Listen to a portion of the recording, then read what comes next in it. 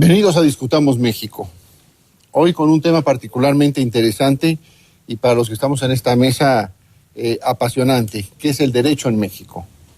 Cuando nosotros entramos a la Facultad de Derecho, lo primero que nos dicen los profesores es que se puede vivir al margen de muchas otras ciencias o actividades del hombre, pero de la única que no se puede vivir al margen es del derecho. El derecho está en el centro de la sociedad y todo lo que hacemos a lo largo del día, un día normal de cualquiera, de un ciudadano normal, es acciones jurídicas y acciones que tienen unas características o un contenido jurídico. Vamos a analizar cómo se encuentra el derecho en estos momentos en México, de dónde venimos, hacia dónde vamos, qué defectos tiene y qué cualidades o hacia dónde debíamos de corregirlo. En este sentido nos surge primero una duda, porque ha habido posiciones filosóficas antagónicas. Antes de la llegada de los españoles, esas normas de convivencia social que se establecían y que regulaban la vida de los aztecas fundamentalmente, ¿se podrían considerar normas jurídicas o carecían de algunas de esas características que actualmente se le dan al derecho?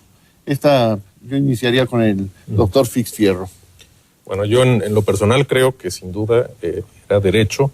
Todo depende también de qué definición demos de derecho, y yo creo que una definición muy sencilla que podría darse desde el punto de vista sociológico es que el derecho nos dice cuáles expectativas tienen un respaldo social.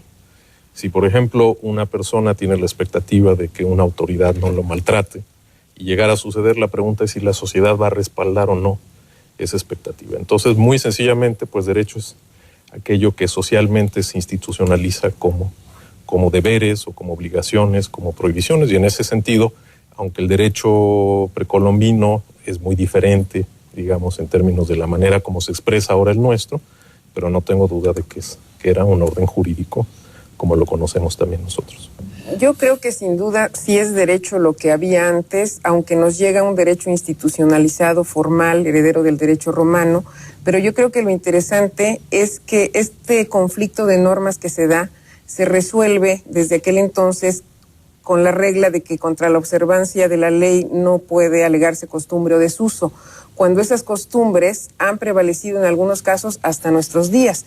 Yo creo que el cambio cultural que se dio con la llegada de los españoles trató de imponer un modelo y en el derecho se ve claramente reflejado. No obstante ello, la obediencia y la eficacia de ese derecho español tardó en darse justamente por lo arraigado que se tenía la costumbre de la época. Y posteriormente, llega ya la independencia. En los primeros años de la independencia se sigue aplicando el derecho español y tendría que pasar hasta mediados del siglo XIX para que ya hubiera un verdadero derecho mexicano, propiamente con filosofía, con puntos de vista, con elaboración mexicana. Pero todo lo que se da en el siglo XIX, ¿es realmente derecho o son programas políticos cubiertos de un caparazón jurídico, por llamarlo de alguna manera? Bueno, es obra jurídica innegable. Lo que pasa es que es una obra jurídica que por las razones que expresaré, pues dominantemente ha sido negada en función de criterios precisamente de ideología política. El jurista más distinguido del siglo XIX es don Teodosio Lares. Don Teodosio Lares preparó codificaciones tan importantes como un código de comercio, una ley de imprenta, una ley de nacionalidad y naturalización. En fin, hizo una codificación enorme. Claro, pero sirvió a Santa Anna y al imperio. Entonces, todo el mundo niega la existencia de don Teodosio Lares. Pero en realidad el derecho mexicano, como creación mexicana, del intelecto jurídico mexicano, empieza en 1840. Y precisamente por el choque brutal de la jerarquía de normas que enfrenta México de 1821, que consolida la independencia, a 1840 aproximadamente. Lo primero que se aplicaba en México era el derecho español. Después, el derecho de las colonias. Luego, el derecho de la Nueva España. Y finalmente, todo el derecho generado precisamente en el virreinato.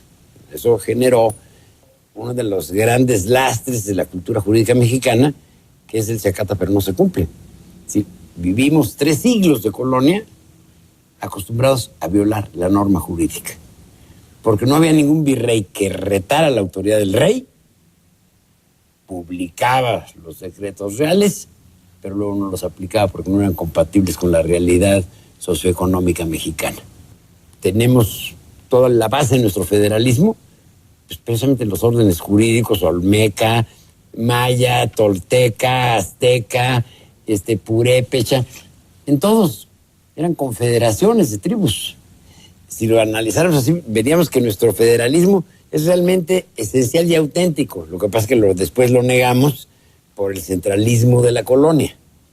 Yo creo que durante el siglo XIX se empezaron a dar algunas cuestiones ya muy mexicanas, independientemente de la influencia exterior, pero yo daría saltos casi hasta la Ley de Relaciones Familiares de Carranza, muy adelante, para saber algo que atendiera a una realidad auténticamente mexicana. Siempre he tenido la duda, Héctor.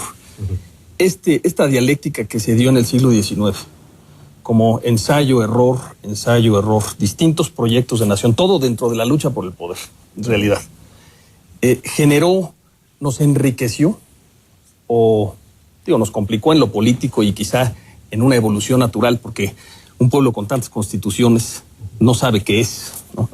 O quizá no está su clase política a la altura de las circunstancias, pero ¿tú cómo lo ves?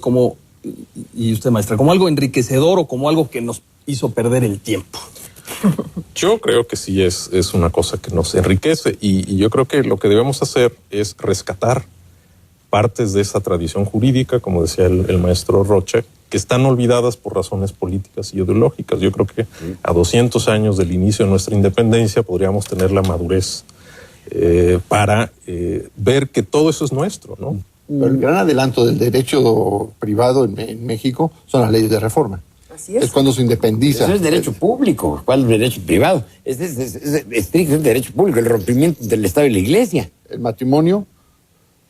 Sí, y es muy curioso que estamos celebrando pues, los 150 años y en ese contexto, en los primeros meses se registraban defunciones y no tanto nacimientos porque la gente se resistía, seguía yendo primero a la iglesia y solo si se ofrecía al registro civil. En los primeros años la gente tuvo resistencia a ir al registro civil, independientemente que ya estuviera decretado así. Y al final pues viene este proceso de secularización con una institución que ahora se siente totalmente nuestra. No nos podríamos imaginar de otra manera el registro civil.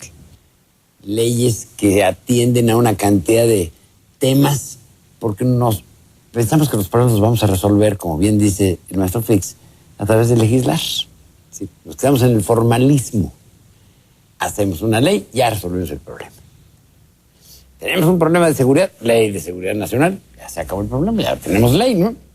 ¿Qué más quieres? Problemas ambientales, tenemos una ley de protección del medio ambiente. Sí, todo lo queremos resolver legislando. Y tenemos una sobrelegislación que es una carga muy pesada. Una carga muy pesada, sobre todo para hacer cumplir las normas. Esa es la problemática. Y ahí todos somos y hemos sido demagogos, hasta los de hoy. ¿Por qué? Porque luego que llegamos a votar los presupuestos, no damos los recursos necesarios para atender, a generar las estructuras que se requieren para que se cumplan esas normas. Y entonces, pues, lo único que generamos es incrementar el índice de impunidad. El énfasis tiene que estar en la aplicación de la norma. Por ejemplo, ahora que los penalistas vimos reformas importantes en nuestro sistema, muchos de los principios que se consagran ahí ya están en la ley. Olvidemos en la Constitución. Entonces, creo que sí hemos sobreregulado, hemos ampliado los márgenes de la impunidad. ¿Por qué? Porque mientras más leyes haya, potencialmente, el fenómeno de la impunidad crece. No hemos sabido construir los incentivos o colocar los incentivos correctos para que se fortalezcan estos esquemas de usos y costumbres. Al contrario, estamos judicializando todo. Se está judicializando la política, por ejemplo, con el riesgo de politizar la justicia. Y siempre hay que tener los ojos bien abiertos a eso. Y yo creo que esos son fenómenos que hacen que se abandonen los usos democráticos saludables que tienen que haber en un país. Yo creo que si todos estuviéramos con la idea muy clara de cuál es la pretensión y vamos a suponer queremos elecciones limpias, por poner un ejemplo, y si todos hacemos lo que corresponda para que eso suceda, sería diferente a ver de qué manera el nuevo código va a prever las trampas que ya se dieron y de qué manera se puede prever que no vuelvan a suceder cuando en la misma forma ya se está viendo que las cosas van a seguir estando igual porque se va a buscar la manera de darle la vuelta. A ver, ¿qué sería lo mínimo que tendrías que cumplir e irnos a esos mínimos y difundir esos mínimos? En el caso de los establecimientos mercantiles del Distrito Federal, siempre pongo el ejemplo de la obligación de que tengan un menú en braille por si llega un ciego. Desde el punto de vista de la no discriminación y desde derechos humanos se podría ver muy bien, pero luego el tema del menú en braille es un tema de corrupción, porque no tienes el menú. Yo te puedo sancionar por ello. Independientemente que se les puede preguntar a cualquiera cuántas veces, porque todos cumplieron teniendo el menú en braille, cuántas veces ha llegado la persona invidente que pide el menú. Me refiero a eso, a que tenemos que ir hacia el legislador racional, hacia la racionalidad en la norma por una parte, y no estar legislando para luego desregular y simplificar y volviendo a llenar el... Y una visión pragmática. Exactamente. Pero precisamente refuerza mi argumento, maestra, y me da mucho gusto. Si hay que dejarlo eso a la responsabilidad misma del ciudadano. ¿Para qué voy a regular que tiene que haber un menú en braille? Lo van a tener que hacer si empiezan a tener clientes invidentes. Igual que se ha resuelto en algún país, o se empezó a resolver el tema del tabaco, bueno, pues el que quiere ir a un lugar donde se puede fumar, pues va. Y que sea el propio mercado y la propia decisión de cada ciudadano en el ejercicio de su libertad de comercio y de su libertad de cuidar su salud, la que defina el destino en lugar de pretender lograr algo que, si se está logrando, es gracias a la respuesta social, no a la capacidad que tenga la autoridad de aplicar la norma. Toda sociedad está dividida en gobernantes y gobernados. Y todos los debates de reforma de Estado del último siglo es por debate entre los gobernantes a ver cómo se reparten el poder. Y no se han preocupado en ver cómo fortalecen a los gobernados. Entonces, yo creo que hay que revisar primero el modelo. Y es muy difícil revisarlo porque los gobernantes no quieren ceder poder a los gobernados. Obviamente aparecen los factores reales de poder. Grandes empresarios, medios de comunicación, iglesia, pero todos están allá arriba, peleándose entre ellos a ver quién ejerce la facultad de decisión. Y acá abajo... Y alejados de la ciudadanía. Completamente alejados de la ciudadanía. Y yo creo que es una reflexión importante la que hace el maestro Rocha. ¿Qué mecanismos se pueden implementar desde el diseño del Estado para que la sociedad civil termine de despertar, si me permite la expresión, ¿no? Porque sí hay manifestaciones, pero creo que todavía estamos muy divididos, gobierno y ciudadanía. Señores, muchísimas gracias. Creo que ha sido una sesión muy interesante que nos demuestra lo importante que es el derecho, la atención que hay que poner en el derecho y que nos daría pie para muchísimas discusiones de estas. Muchas gracias y muy buenas noches. Gracias. Gracias.